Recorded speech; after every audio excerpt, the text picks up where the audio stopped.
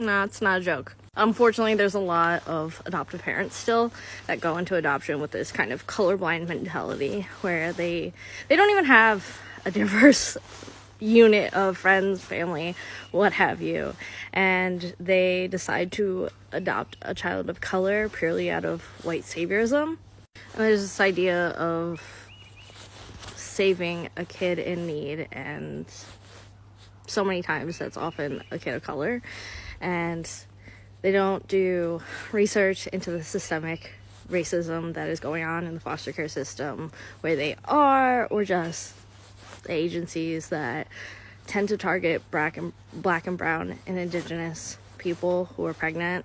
And then a lot of times these kids will grow up in these white majority families and white majority areas and really struggle with their identity because they are often the only person of color in their families and communities. And yes, love is very important, so important in raising a child, but it's not the only thing. And if you're going to adopt a child of color, you really need to be ready to incorporate that culture, and not just as a one-off thing just to hit off a checklist.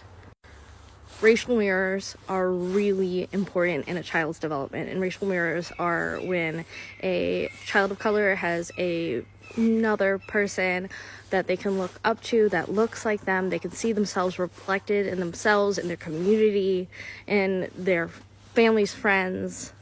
And let me tell you, many adoptees were adopted by white adoptive families that did not do this. And so oftentimes we'll go to family gatherings, we'll go to our community outreach programs or other community activities, excuse the bird please, and they feel left out and they feel isolated. And of course that's not every single adoptee, we all have different experiences, but this is something that has been researched and proven by research that is important in adoptive families: racial mirrors, diversity, and incorporating culture. And if you don't agree with these things, I really urge adoptive parents to do more research, to learn about the importance of diversity and incorporating different cultures into your life and your child's life, because if you're not willing to do that in the beginning, are you really going to be willing to do that down the road when there's so many excuses that, the kid has extracurriculars, there's school, there's whatever, and then all of a sudden you're out of time for these things that are important.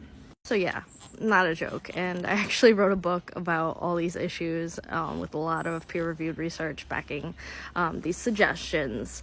And I recommend it highly to adoptive parents and just people interested in adoption.